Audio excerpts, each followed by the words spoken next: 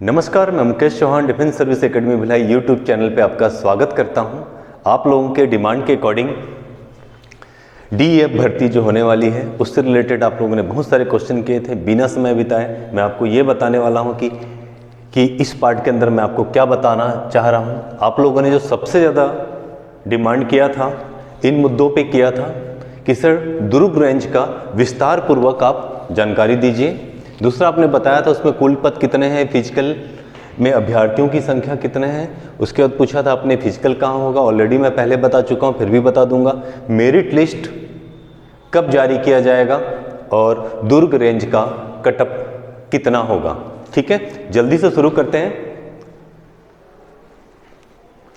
तो मैं दुर्ग रेंज का विस्तार पूर्वक आपको जानकारी देने वाला हूँ। इसके अंदर मैंने एक बात और भी बताना चाहता हूँ कि आप लोगों का कुछ कन्फ्यूज़न है राजनांदगांव का कटअप और इस सब से रिलेटेड कि इसमें कितने स्टूडेंट हैं, कितने क्या हैं, तो सब आपका क्लियर हो जाएगा। आप देखते जाइए। ये हमारा प्यारा छत्तीसगढ़ है। इस छत्तीसगढ़ में जो दुर्ग रेंज है उसके अंदर 5 डिस्ट्रिक्ट आता है: कबीरधाम, बेमेतरा, दुर्ग, राजनांदगांव और बालोद। अब देख पा रहे हैं कि कबीरधाम, ये जो आपको दिख रहा है ये है कबीरधाम। सेम बेमेतरा। आगे बढ़ते हैं, यह है हमारा दुर्ग। नेक्स्ट राजनांदगांव, ये जो आपको पीले कलर में दिख रहा है ये क्या है, राजनांदगांव। और ये लास्ट में बालोद। तो कहने का मतलब ये है कि ये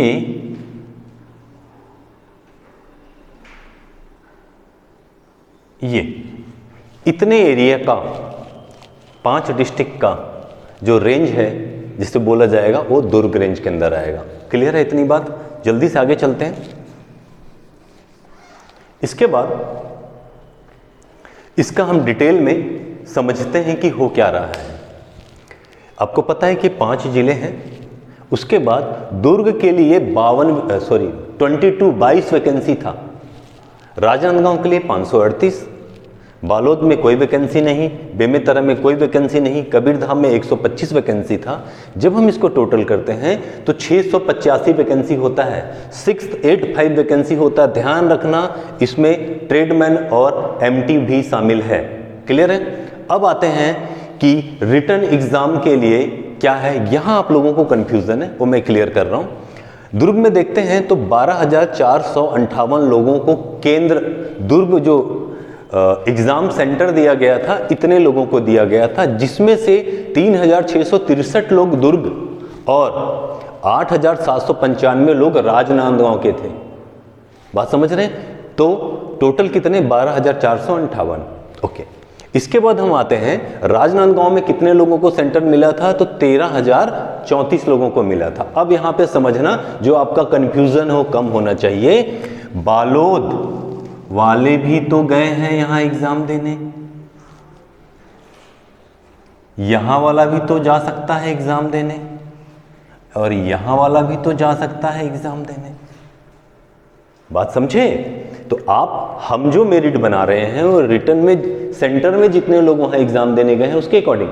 और आप कंफ्यूज हो जा रहे हैं कि सर यहां तो इतना पोस्ट है, इतना कटअप कैसे जाएगा, या इतने लोग फिजिकल में क्यों आ रहे हैं। बात समझ रहे हैं? तो इन सब को ये सेंटर दिया गया था, इसमें तो यहां के लोग भी है ना भाई शामिल। बात क्लियर है?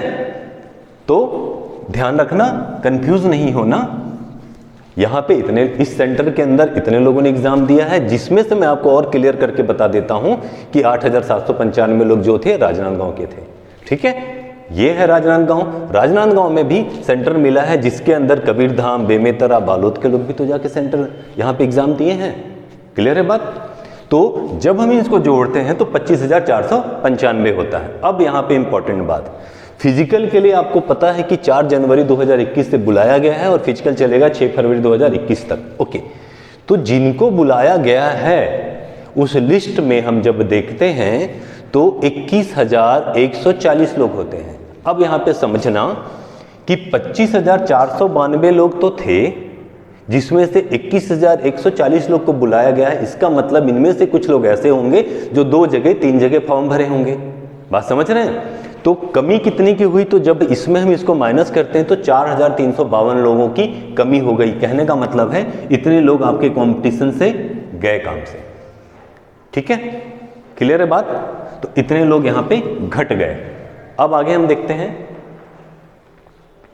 आगे देखते हैं तो कुल पद कितने थे 685। आप जानते हैं लिखित परीक्षा में अभ्यर्थी कितने थे 21,140। तो हमें ये जानना है कि पूरे दुर्ग रेंज के अंदर कितनों में हमें फाइट करना है। तो जब हम उसको देखते हैं तो हमारा जो आंकड़ा निकल के आता है वो 30 से 31 लोगों में एक का सिलेक्शन होना है, अगर हम ओवरऑल देखते हैं। क्लियर है बात? चलो और आगे देखते हैं। ये बात मैं ऑलरेडी बोल चुका हूं कि मेरिट लिस्ट 20 फरवरी 2021 को जारी होने वाला है, ऑलरेडी लिखा हुआ है पूरा डिटेल में। फिर भी कई लोग कमेंट कर रहे हैं तो उनके लिए मैंने इसको साथ में बता दिया है।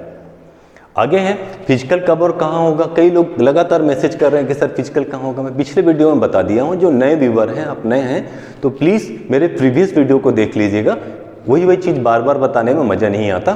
फिर भी बता चुका हूँ कि 4 से 6 फरवरी तक होगा। कहाँ होगा? 1st CF battalion Bhilai ground 2 में होगा।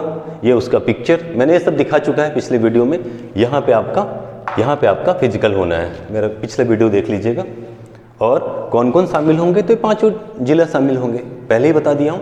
ठीक है, अब आते हैं कि दुर्ग रेंज का अनुमानित कटअप कितना होने वाला है। तो फिर से एक बार मैं बोलना चाहूँगा, ये मेरा अनुमान है, मेरे जजमेंट के अकॉर्डिंग मैं आपको जो कटअप दे रहा हूँ इससे कम और ज़्यादा हो सकता है। ठीक है, आमतौर पे सही ही होता है अनुमान।